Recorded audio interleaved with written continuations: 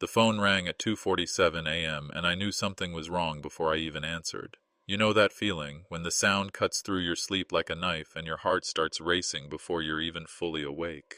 My daughter Sarah's voice was shaking, barely audible through what sounded like tears. "Dad, please, I need you. The police arrested me, and I'm scared. I'm at the downtown station, and they won't let me go until someone comes to get me." My heart dropped straight through the floor. Sarah had always been my pride and joy, the daughter who called every Sunday without fail, who still asked for my advice even at 28. She was the one who remembered my birthday before anyone else, who brought me soup when I had the flu last winter. The idea of her sitting in some cold jail cell, scared and alone, made my chest tight with panic. I threw on clothes without thinking, mismatched socks, yesterday's shirt, whatever I could grab in the dark. My hands were shaking as I fumbled for my car keys. The drive to the police station felt like swimming through thick water, every red light an eternity. Empty streets stretched out under the yellow streetlights, and all I could think about was getting to my little girl. You have to understand, Sarah wasn't the type to get into trouble. She'd been class president in high school, graduated college with honors, married a decent man who worked in accounting. She'd never even gotten a speeding ticket. So as I drove through the city at 3 in the morning, my mind was racing. What could she have possibly done? Was she covering for someone else? Had there been some terrible mistake? I kept calling her number, but it went straight to voicemail every time. The panic in my chest grew with each unanswered ring. I imagined her sitting on a hard bench in an orange jumpsuit, crying, wondering where I was. I pressed harder on the gas pedal. The memories flooded back as I drove, teaching her to ride that pink bicycle when she was 6. Her little legs pumping furiously as she wobbled down the sidewalk. Helping her with algebra homework at the kitchen table, watching her face light up when she finally understood. Walking her down the aisle just 2 years ago, her hand trembling in mine as I placed it in her husband's. If you've ever been a father, you know what I mean. Your children are your heart walking around outside your body. Every scrape, every hurt, every fear they have becomes yours. And the thought of Sarah afraid and alone in that police station was tearing me apart. I pulled into the station parking lot and practically ran to the front desk. The fluorescent lights were harsh after the darkness outside, making everything feel surreal and wrong.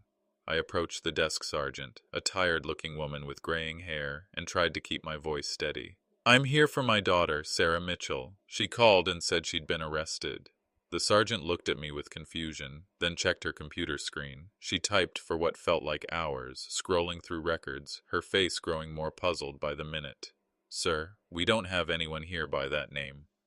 The words hit me like a physical blow. "What do you mean? She called me. She's here. She has to be here." "I'm sorry, sir, but we have no record of arresting anyone named Sarah Mitchell tonight. Are you sure you have the right station?" My mind started spinning. Maybe I'd misunderstood. Maybe she'd said a different station. I pulled out my phone and called her number again, desperate to hear her voice, to clear up this confusion. That's when I heard it. Her ringtone, coming from outside in the parking lot.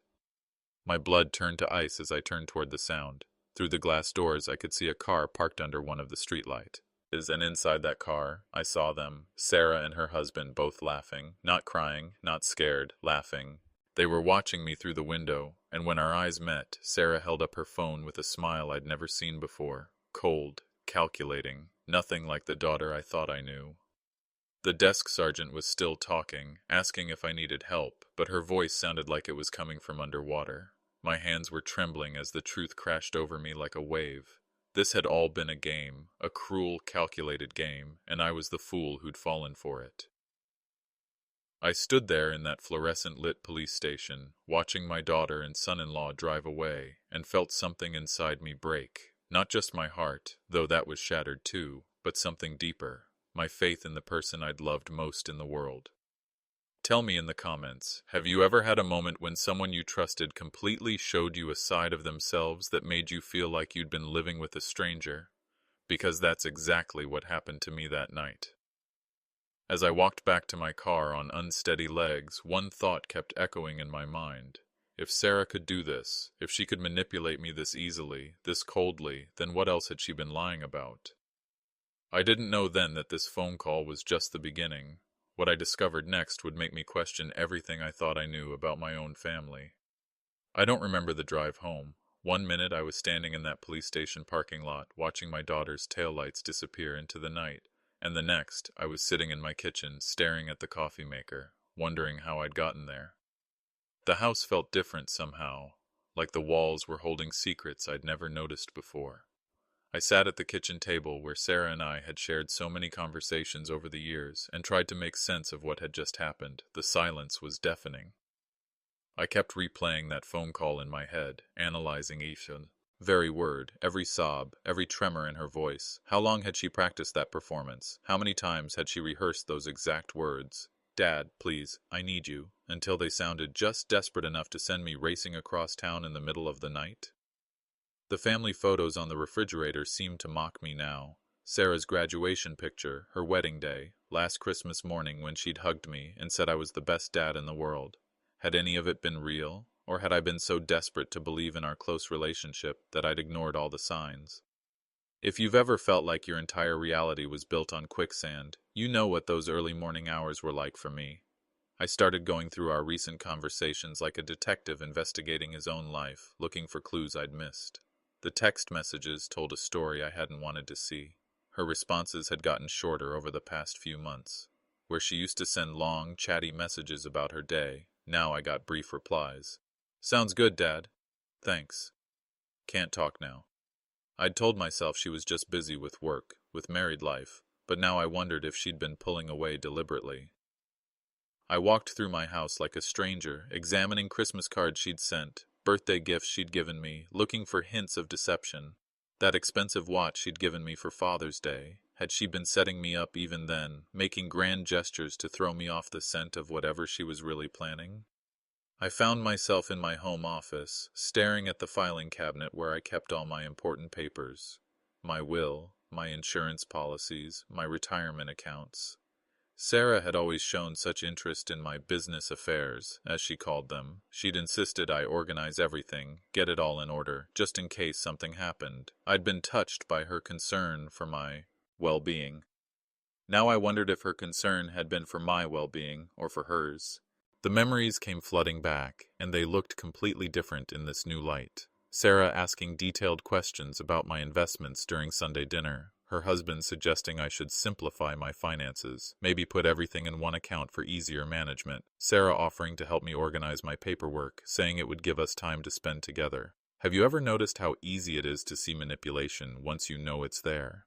It's like those optical illusions where you can't see the hidden image until someone points it out, and then you can never unsee it again. I remembered the dinner party 3 months ago, where Sarah had loudly corrected me about a story I was telling. "Dad, that's not how it happened," she'd said, her voice carrying across the room. "You're getting confused again." At the time, I'd been embarrassed, wondering if I really was starting to forget things. Now I realized she'd been performing for an audience, planting seeds about my mental state. The subtle digs about my memory, the way she'd speak slowly to me sometimes as if I couldn't keep up.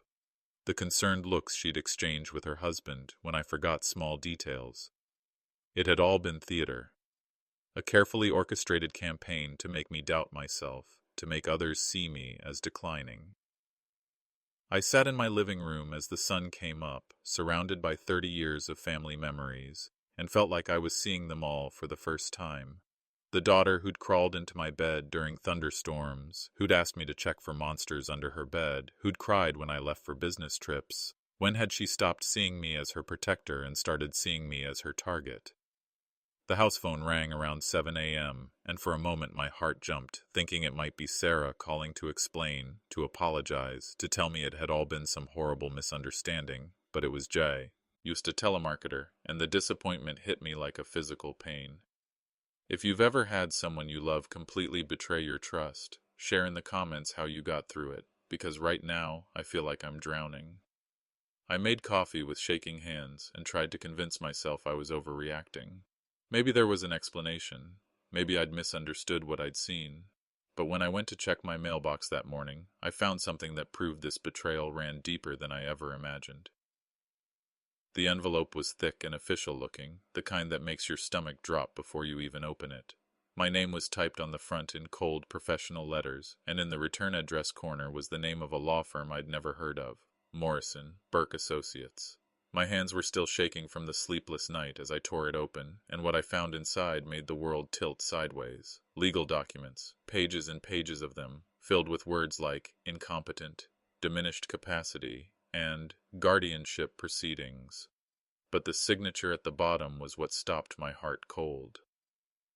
Sarah Elizabeth Mitchell, my daughter's name, written in her careful handwriting on a petition to have me declared mentally unfit to manage my own affairs.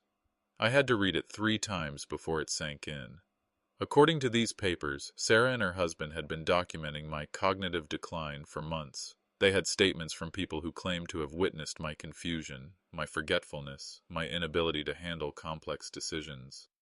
They had dates, times, specific incidents where I'd supposedly shown signs of dementia.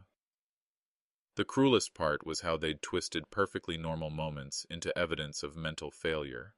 That time I'd forgotten where I parked at the grocery store and spent 20 minutes looking for my car, documented as severe spatial disorientation. That dinner party where I'd mixed up the details of an old story, significant memory impairment with confabulation. If you've ever been studied by someone who is supposed to love you, you know how it feels to realize every interaction was being cataloged, every mistake recorded, every human moment of confusion turned into ammunition against you. I sat on my front porch, still in yesterday's clothes, reading about my own mental deterioration like it was some stranger's medical file. The worst part wasn't the lies.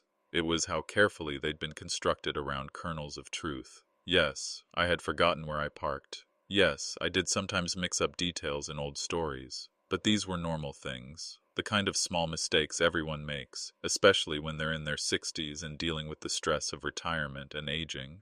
Sarah had been watching me like a scientist studying a lab rat, noting every stumble, every momentary confusion, every sign that I was human and fallible, and she'd been doing it with such care, such attention to detail, that I almost had to admire the thoroughness of her betrayal. The paperwork showed this had been going on for 8 months. 8 months of my daughter pretending to love me while building a case against me. 8 months of her asking to help with my finances, organizing my papers, making sure everything was in order, not out of concern for my well-being, but to gather intelligence for this legal assault. I remembered now how she'd started asking me to repeat things during our phone calls. "What did you say, Dad? I didn't catch that."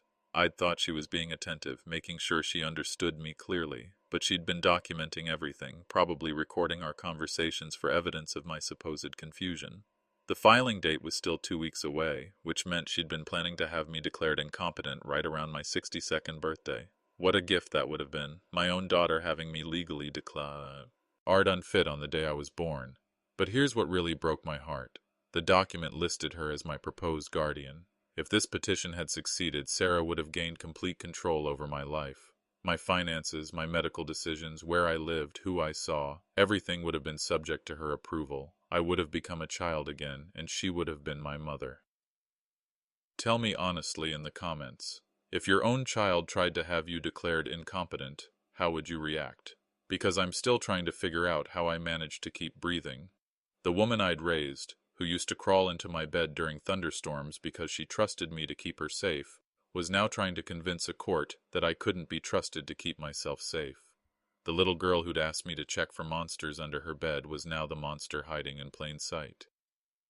I thought about all the times she'd seemed so concerned about my health lately.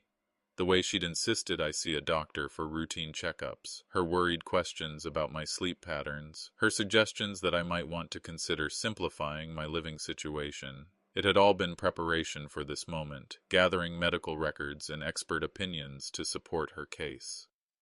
The legal papers included statements from people I'd considered friends, neighbors who'd noticed I sometimes forgot to bring in my garbage cans, acquaintances who'd seen me looking confused at social gatherings. Sarah had been talking to everyone in my life, gathering testimony like a prosecutor building a case against a criminal. But the most devastating part was realizing how long this had been planned. The fake police call wasn't a spontaneous act of cruelty, it was a test run. She'd been practicing her manipulation, fine-tuning her ability to make me dance to her tune. if I'd fall for that elaborate ruse, if I'd race across town in the middle of the night based on her tears and pleas, then I was exactly the kind of gullible old fool who needed someone else making his decisions. I sat there as the morning sun climbed higher, reading my own death sentence written in legal language, because that's what this was, the death of the father I'd thought I was, the death of the daughter I'd thought she was, the death of the family I'd believed we had. The paperwork was thorough, professional, devastating, and it was just the beginning. Sarah wasn't working alone in this betrayal, and when I discovered who else was involved, the foundation of my entire world crumbled completely. I was still sitting on my porch, those legal papers scattered around me like autumn leaves, when I heard my wife Margaret's car pull into the driveway. She was coming back from her morning yoga class, the same routine she'd followed for 3 years. As I watched her gather her mat and water bottle, something in her movements looked different to my newly suspicious eyes. More careful, more calculated. She walked up the porch steps with that same smile I'd been seeing for 32 years of marriage, but now it looked like a mask. "Morning, honey. You're up early? Everything okay?" I held up the legal documents. "Sarah's trying to have me declared incompetent." I was watching her face carefully, looking for shock, outrage, confusion, any of the reactions a loving wife should have when discovering her stepdaughter was legally attacking her husband. Instead, Margaret's expression barely flickered. She glanced at the papers, then back at me, and I saw something that made my blood turn cold. Relief. For just a split second, she looked relieved. "Oh, David," she said, sitting down beside me and taking my hand. Her voice was perfect, concerned, supportive, appropriately surprised, but her eyes told a different story. "I'm sure there's some explanation. Sarah would never do anything to hurt you." That's when I knew. My wife of 3 decades was part of this. The realization hit me like a sledgehammer to the chest. It was bad enough that Sarah had betrayed me, but Margaret, the woman who'd promised to love and honor me, who'd shared my bed and my dreams and my fears for over 30 years, she was helping my daughter destroy me. Have you ever felt the ground disappear beneath your feet while you're still standing on it? That's what those next few hours were like. I spent the day watching Margaret with new eyes, analyzing every word, every gesture, every supposedly innocent comment. When she suggested I take a nap because I looked tired and confused, I heard the setup. When she offered to handle the grocery shopping because the store might be overwhelming for me, I understood the manipulation. When she spoke to me slowly and clearly, as if I were a child, I recognized the performance. The phone call I overheard that afternoon confirmed everything. I'd gone upstairs to lie down, not because I was tired, but because I needed to think. Margaret believed I was napping when her phone rang. I heard her answer in the bedroom below, and something in her tone made me creep to the top of the stairs to listen. "He found the papers this morning," she was saying, her voice low and careful. "We need to move faster than we planned. No, he's not suspicious yet, but he's asking questions. I'm handling him, keeping him calm until everything goes through. Trust me, I know how to manage David. I've been doing it for 30 years. Managing me. That's how she saw our marriage. Not love, not partnership, not the life we'd built together.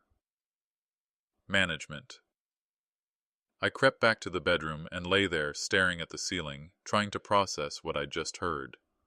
My wife and my daughter weren't just plotting against me. They were coordinating their attack with the efficiency of a military operation.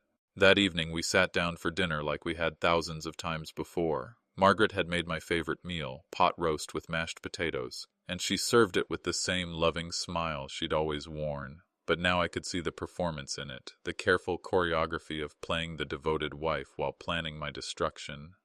"How was your day, honey?" she asked, cutting her meat with precise, careful movements. "Interesting," I said, watching her face. "I've been thinking about our future, about what happens when we get older." "That's good," she said, not looking up from her plate. "It's important to plan ahead, make sure everything's organized and secure." The conversation felt like a chess match, each of us moving pieces the other couldn't see. She talked about security and making things easier, while I listened for the lies beneath her words. When she mentioned how forgetful I'd been lately, I heard the groundwork being laid. When she suggested we should streamline our finances, I recognized the strategy. If you've ever sat across from someone you love and realized they're your enemy, tell me in the comments how you survived it, because I'm not sure I did. The most heartbreaking part was remembering all the times I'd confided in Margaret about my worries, my fears about aging, my concerns about being a burden to my family. She'd listened with such understanding, such compassion, such wisdom. But she hadn't been comforting me, she'd been gathering ammunition. Every vulnerability I'd shared, every moment of weakness I'd revealed, every fear I'd expressed about losing my independence, she'd been cataloging it all, turning my honesty into evidence against me. The woman I'd trusted with my deepest insecurities was using them to build the case for why I couldn't be trusted with my own life. That night, I lay in bed beside her, listening to her breathe, and realized I was sleeping next to a stranger. This woman who'd shared my bed for 3 decades, who knew every scar on my body and every story from my past, had become an enemy agent operating in my own home. She was still playing her part perfectly. She brought me my coffee in the morning just the way I liked it. She asked about my plans for the day with genuine-sounding interest. She kissed me goodbye when she left for work, the same quick peck on the cheek we'd shared for years. But now I could see the calculation behind every gesture. The way she'd repeat things I said, as if testing my memory. The concerned looks she'd give me when I paused to think. The subtle ways she'd redirect conversations when I started making too much sense. Living in that house became like being in a play where everyone else knew the script except me. Sarah would call and chat with Margaret in the kitchen, their voices dropping to whispers when I came near. They'd exchange glances during family dinners, share private jokes, communicate in a language of smiles and nods that excluded me completely. I was surrounded by people who were supposed to love me, but I'd never felt more alone in my life. The 2 most important relationships in my world had been revealed as elaborate deceptions, and I was trapped in a house with conspirators who were pretending to care about me while working systematically to destroy me. I knew I had to say something to confront them about what I'd discovered, but I wasn't prepared for what happened when I finally found the courage to speak up. I chose Sunday dinner to bring it up. That might seem cruel, but Sunday dinners had always been sacred in our house. The time when we came together as a family, shared our week, reconnected with each other. If there was any humanity left in either of them, any love that might still be salvaged, I figured it would surface then. Ara and her husband Tom arrived at 5:30, just like always. Sarah kissed my cheek and asked how I was feeling, her voice warm with apparent concern. Tom shook my hand and commented on how good the house smelled, same as he had every Sunday for 2 years. Margaret bustled around the kitchen, playing the perfect hostess, serving the roast beef and mashed potatoes with a smile. We sat around the dining room table where we'd shared hundreds of meals, where I'd helped Sarah with homework when she was little, where Margaret and I had planned our retirement dreams. The late afternoon sunlight streamed through the windows, making everything look warm and peaceful and normal. But I could feel the undercurrent now, the careful choreography of their deception, the way Sarah glanced at Margaret before answering my questions, the way Tom's eyes darted between the 2 women, waiting for his cues, the way they all spoke to me just a little too slowly, a little too clearly, as if I might not understand otherwise. I waited until we were halfway through the meal, when everyone was relaxed and comfortable. Then I set down my fork and looked directly at Sarah. "I found the legal papers," I said quietly. The silence that followed was deafening, not the shocked silence of innocent people learning terrible news, but the frozen silence of guilty parties realizing they'd been caught. Sarah didn't gasp or demand to know what I was talking about. Margaret didn't look confused or ask what papers I meant. Tom didn't seem surprised at all. They all just stopped chewing and looked at me with the same careful, measuring expression. Sarah was the first to recover. She dabbed her mouth with her napkin, set it down beside her plate, and gave me a small, sad smile. "Dad, you seem confused. What papers are you talking about?" The casual cruelty of it took my breath away. Even caught red-handed, she was still playing the game, still treating me like a confused old man who couldn't trust his own perceptions. "The guardianship petition," I said, my voice steadier than I felt. "The one where you're trying to have me declared mentally incompetent, the one with your signature on it." Tom shifted in his chair and reached for his water glass. Margaret continued cutting her meat as if nothing unusual was happening, and Sarah just nodded thoughtfully, like I'd mentioned the weather. "Oh, that," she said. "Dad, we've been trying to figure out how to talk to you about this. You've been having some difficulties lately, making poor decisions with your money, forgetting important things, getting confused about basic tasks. Have you ever had someone gaslight you so smoothly, so confidently, that you almost started believing them yourself? Share in the comments if you've experienced this, because I need to know I'm not alone in this feeling." "Like what?" I asked. "What poor decisions?" Margaret finally looked up from her plate. "David, honey, you called the bank 3 times last week asking about the same account. The teller told me you seemed very confused about your own balance. That's because you changed my password," I said. "I know because I wrote it down, and when I tried to use it, the system locked me out." "See," Sarah said gently, addressing her husband like I wasn't even in the room. "This is exactly what we've been talking about. He thinks we're manipulating him somehow, but he's just forgetting things and then creating elaborate explanations to cover for it." The three of them exchanged those knowing looks again, the same looks I'd been seeing for months without understanding what they meant. They were confirming to each other that yes, I was displaying exactly the kind of paranoid behavior they'd been documenting. "I heard you on the phone yesterday," I told Margaret, "talking about managing me, about keeping me calm until the paperwork goes through." Margaret's expression shifted to one of patient concern. "Avid, I wasn't on the phone yesterday morning. You were napping, and I was in the garden. Are you sure you didn't dream that conversation?" The smoothness of the lie was breathtaking. She delivered it with such conviction, such gentle concern for my mental state, that for a moment I wondered if I had imagined it. But I knew what I'd heard. "We're not trying to hurt you, Dad," Sarah said, reaching across the table to pat my hand. "We're trying to protect you, and protect the family assets too. You've been talking about some pretty unrealistic financial decisions lately, wanting to donate large amounts to charity, talking about changing your will on a whim." "Those are my decisions to make," I said. "Not if you're not competent to make them," Tom spoke up for the first time. His voice was calm, matter-of-fact, like he was explaining a simple business procedure. "That's what the legal process is for, to make sure people who can't think clearly don't make mistakes that hurt themselves and their families." The casual way he said it, like my autonomy was just a business problem to be solved, made my hands shake with rage. "I'm sitting right here," I said. "I'm looking at legal documents with my daughter's signature, listening to you all talk about me like I'm not in the room, and I'm supposed to believe that I'm the one who's confused?"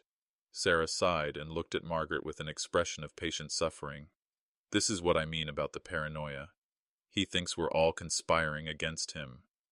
"We are conspiring against you," I wanted to scream, but I could see how that would sound, how it would fit perfectly into the narrative they'd constructed about my mental state.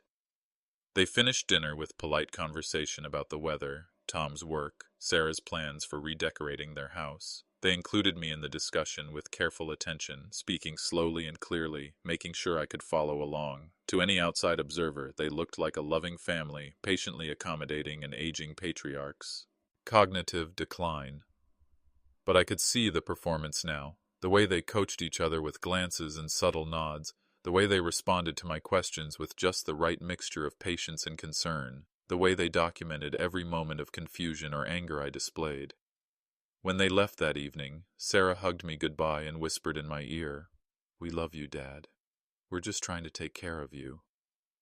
Standing in my doorway, watching their car pull away, I realized something that chilled me to the bone. They weren't just planning to take my independence. They genuinely believed they were doing the right thing. In their minds, I really was becoming incompetent, and they were the responsible family members stepping in to protect me from myself. That night, as I lay in bed next to my wife of 32 years, I understood that there was no family left to save, no relationship to repair. The people I'd loved most in the world had become strangers wearing familiar faces, and nothing I could say or do would change that. I realized I was completely alone, and it was time to stop being a victim. The transformation didn't happen overnight. It took 3 days of lying in bed, staring at the ceiling, feeling sorry for myself, before I realized that self-pity was exactly what they expected from me. They wanted the confused, defeated old man who would eventually surrender his independence with grateful tears, thanking them for taking such good care of him. But I wasn't that man, not yet, anyway. On Wednesday morning, I got up, showered, put on my best suit, and drove to my lawyer's office. Not the family lawyer Margaret and I had used for years. I realized now that he might be compromised too, but a sharp young attorney named Rebecca Chen, who specialized in elder law and family disputes. Rebecca listened to my story with the kind of focused attention I hadn't received for anyone in months. She didn't interrupt, didn't suggest I might be confused or paranoid, didn't speak to me like I was a child. She just listened, took notes, and asked intelligent questions that helped me organize my thoughts. "Mr. Patterson," she said when I finished, "what you're describing is elder abuse. Financial and emotional abuse by family members who are using your trust against you. The good news is that you caught it early, and we can take steps to protect you." Hearing someone validate my experience, confirm that I wasn't losing my mind, nearly made me cry with relief, but Rebecca wasn't done. "The bad news is that they've been building their case for months, and they're obviously sophisticated in their approach. We need to move quickly and carefully to protect your assets and your autonomy. If you've ever had to accept that someone you love is your enemy, you'll understand the strange sense of clarity that came over me in that office. The emotional pain was still there, but it was transforming into something more useful: determination.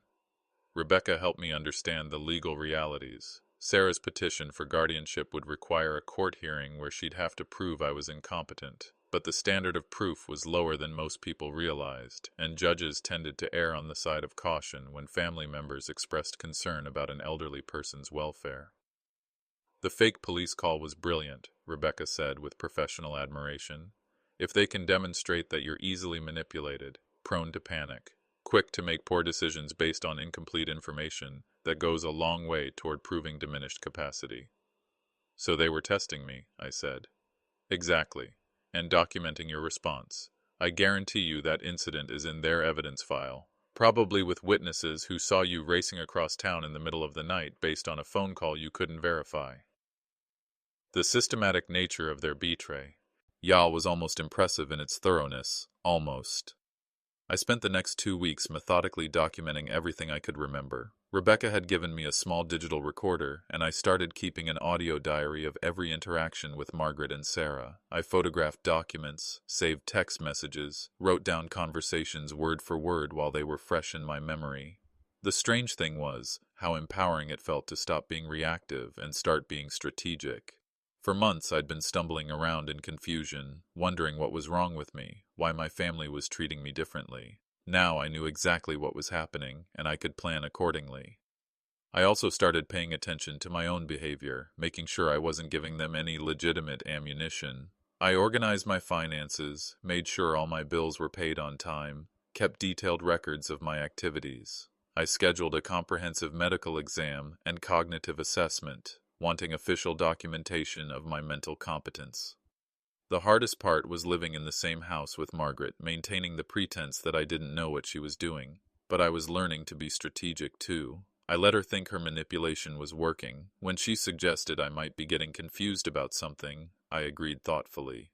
When she offered to handle some task to make things easier for me, I accepted gratefully.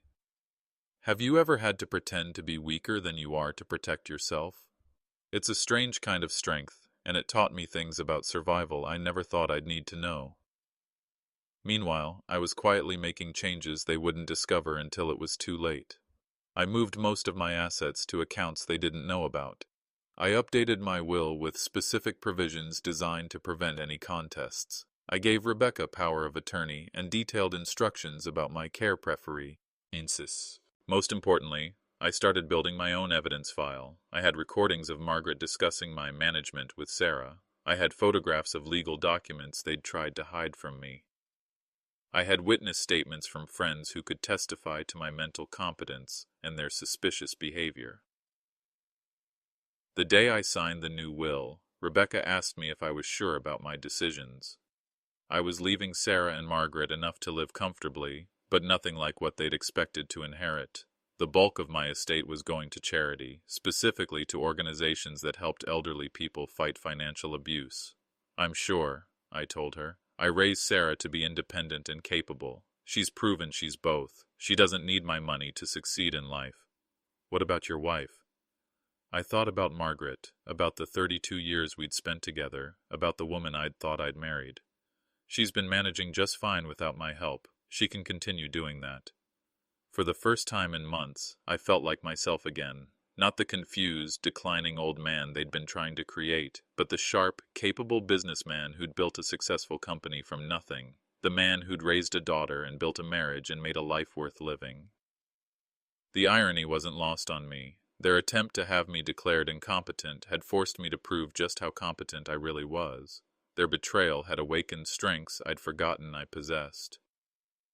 What they didn't know was that 40 years in business had taught me patience, strategy, and the importance of keeping detailed records, skills I was about to put to very good use.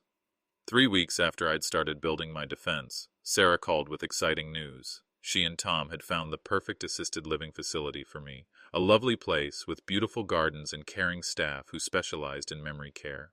She wanted to take me for a tour that weekend. "It's not that we think you need it right now, Dad," she said, her voice warm with false concern. "But it's good to get on the waiting list early, and I thought you'd like to see what options are available." I agreed enthusiastically. "That sounds wonderful, sweetheart. I appreciate you looking out for my future." What Sarah didn't know was that Rebecca had already warned me this would happen. The facility tour was another piece of evidence they were building, documentation that the family was responsibly planning for my care needs, and that I was cooperative with discussions about transitioning to supervised living. But two could play at that game. I arrived at the facility dressed in my best suit, carrying a leather portfolio and wearing the confident demeanor of a successful businessman evaluating a potential investment. I asked detailed questions about the facility's financial stability, their staff turnover rates, their medical protocols. I took notes on their answers and requested copies of their licenses and inspection reports. The facility director, a sharp woman named Mrs. Rodriguez, was clearly impressed by my thoroughness. She treated me like a discriminating customer, not like a confused old man being managed by his family. Sarah and Tom kept exchanging glances as I took control of the conversation. This wasn't going according to their script. They'd expected me to be passive, overwhelmed, dependent on them to handle the complex details. Instead, I was demonstrating exactly the kind of sharp, analytical thinking that would undermine their incompetency claim. "Dad," Sarah finally interrupted, "maybe we should just focus on whether you like the gardens and the social activities. The business side isn't really something you need to worry about." "Actually," Mrs. Rodriguez said before I could respond, "those are exactly the right questions to ask. Mr. Patterson, you're clearly someone who understands the importance of due diligence. I wish all our families were this thorough." I smiled at Sarah. 40 years in business teaches you to read the fine print, honey. The tour continued for another hour, with me asking increasingly sophisticated questions about everything from their emergency procedures to their meal planning logistics. By the end, Mrs. Rodriguez was treating Sarah and Tom like they were along for the ride, not like they were the decision makers. "Mr. Patterson," she said as we prepared to leave, "if you decide this facility isn't the right fit, I'd be happy to recommend some other options. A man with your attention to detail will want to visit several places before making a decision." In the car afterward, Sarah was quiet. Tom kept glancing at me in the rearview mirror with an expression I couldn't quite read. I could feel them recalculating, wondering if their confused, declining father was sharper than they'd realized. That evening, Margaret served dinner with her usual smile, but there was tension in her shoulders that hadn't been there before. "How was the facility tour?" she asked. "Very informative," I said. "Sarah's found a good place, but I think I want to look at a few more options before making any decisions. No rush, of course, since I'm perfectly capable of living independently for now." I saw Margaret and Sarah exchange a look across the table, and I knew they were wondering if their timeline needed to be accelerated. The next morning I received a call from Rebecca with news that made me smile for the first time in weeks. "David, you're not going to believe this. I just got off the phone with their lawyer. They want to expedite the guardianship hearing." "They're panicking," I said. "Exactly. They were probably planning to file the petition closer to the hearing date, but something has spooked them. My guess is you've been demonstrating more competence than they expected." If you've ever watched your enemies make A critical mistake because they underestimated you. You know the satisfaction I felt in that moment. Share your own comeback stories in the comments. I'd love to hear how you've turned the tables on people who counted you out. Rebecca had more good news. I've been doing some research on their lawyer, and he's not as clean as they probably think. He's been sanctioned twice for questionable practices in elder law cases. If we can show he's been advising them on how to manipulate evidence of your incompetence, we might be able to get him disqualified and their petition thrown out entirely. The hearing was scheduled for the following month, which gave us time to prepare our defense. But more importantly, it gave me time to spring a few surprises of my own. I started by having a comprehensive neuropsychological evaluation done by Dr. Sarah Kim, one of the most respected geriatric psychiatrists in the state.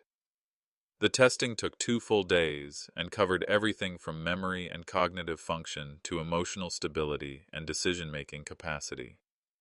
Dr. Kim's report was everything I'd hoped for. Not only did it confirm that I had no signs of dementia or cognitive impairment, but it specifically noted that my analytical thinking and problem-solving abilities were superior for any age group.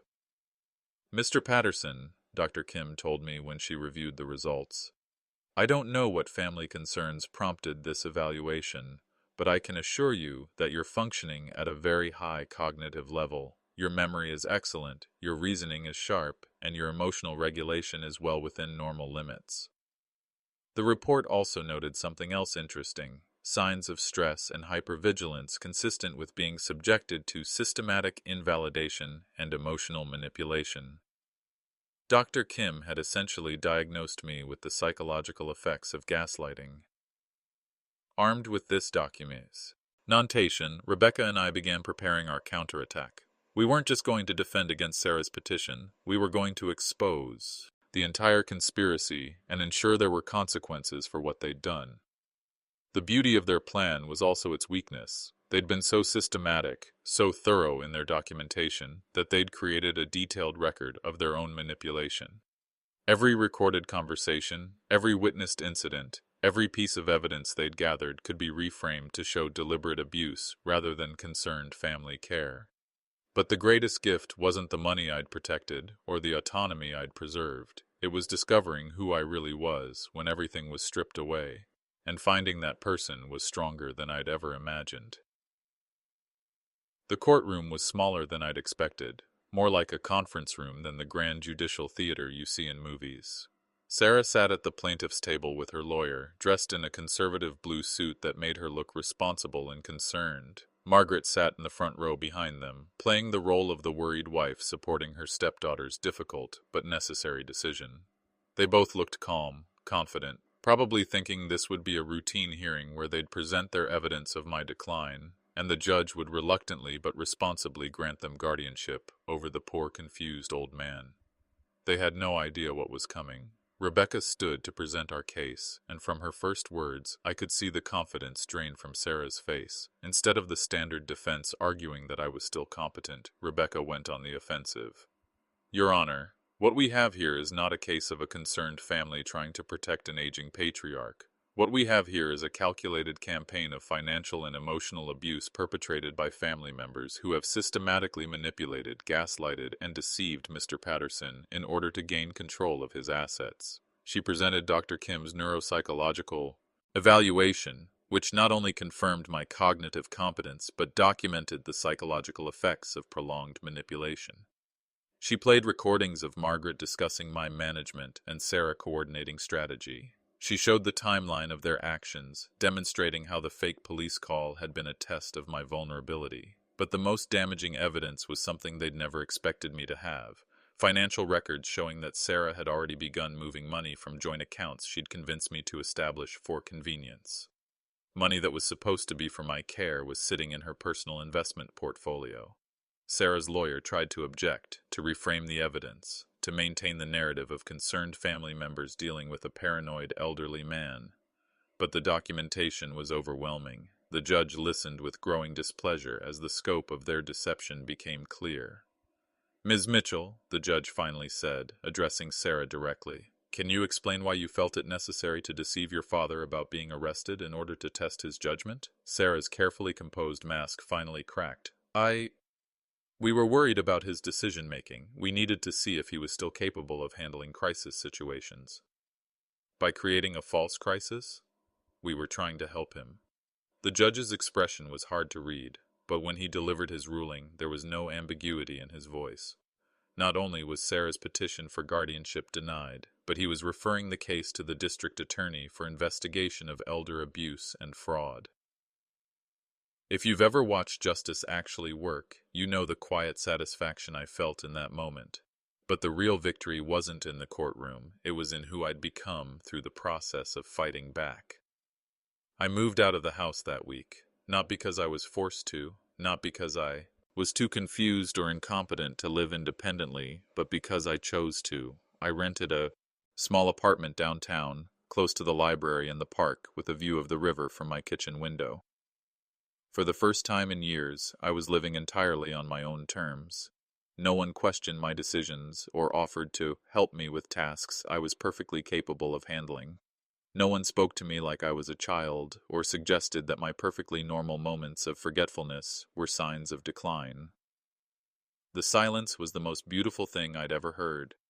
Margaret filed for divorce 3 months later, claiming irreconcilable differences. She moved in with Sarah and Tom while their house was being renovated, which I suspected meant while they figured out how to pay their legal bills without the inheritance they'd been counting on. I signed the divorce papers without contest. After 32 years of marriage, it ended with a stack of legal documents and a signature on a line. She kept the house and half of our joint assets, which was fair, but she didn't get the future she'd planned, where she'd gradually take control of everything while I declined into grateful dependency.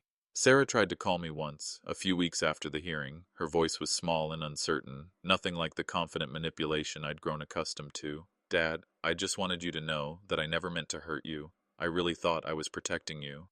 I listened to her entire message before deleting it. Maybe she was telling the truth. Maybe she'd convinced herself that her actions were justified, that I really was declining and needed her intervention. But it didn't matter anymore. The relationship we'd had, or the one I'd thought we had, was gone, and I had no interest in trying to rebuild it with someone who'd proven themselves capable of such calculating deception. The financial consequences hit them harder than I'd expected. Tom lost his job when his employer learned about the ELD, or abuse investigation. Sarah's nursing license was suspended pending review by the state board. They had to sell their house to pay legal fees and ended up moving to a small apartment across town. I felt no satisfaction in their struggles, but I felt no guilt either. They'd made their choices, and now they were living with the consequences. That's how responsibility works. These days, I volunteer at a legal aid clinic that helps elderly people deal with family financial abuse. It's more common than most people realize. Adult children who see their aging parents not as people to love and protect, but as assets to manage and eventually inherit. I share my story with men and women who are living through their own versions of betrayal, who are questioning their own perceptions, who are wondering if they're really as confused and incompetent as their families claim. I help them understand that gaslighting is a real thing, that loving families don't systematically undermine your confidence in your own judgment, that you have the right to your autonomy, even if your children think they know better. Tell me in the comments, have you ever had to rebuild your life after discovering that your closest relationships were built on lies? Because that's what I've learned to do, and it's given me a kind of freedom I never expected. My apartment is small but comfortable. I cook my own meals, manage my own finances, make my own decisions about everything from what TV shows to watch to how to spend my retirement years. I have new friends now, people who knew nothing about my past drama, who see me as I am now, rather than as the confused old man my family tried to create. The hardest part isn't the loneliness, though that's real enough. The hardest part is accepting that the people I'd loved most in the world were never who I thought they were. Sarah, the daughter I'd adored, had seen me as a resource to exploit. Margaret, the wife I'd trusted with my life, had seen me as a problem to manage. But losing those illusions gave me something more valuable, the truth about my own worth and the courage to demand better. I'm 63 years old, living alone for the first time since I was 25, and I've never been happier. Not because I wanted this life, but because I chose it. Because when everything was stripped away, my family, my marriage, my illusions about love and loyalty, What remained was stronger than I'd ever imagined. Real love doesn't manipulate. Real family doesn't betray. Real strength sometimes means walking away from people who only see you as useful rather than valuable. I lost everything I thought mattered, and in return, I found myself. If you've made it this far through my story, if you've felt the sting of family betrayal or found unexpected strength in your darkest moments, I want you to know something. You're stronger than you think, and you deserve better than you're getting. Don't let anyone convince you otherwise. Your life is your own, and you have the right to live it with dignity, respect, and autonomy, no matter what your family thinks is best for you.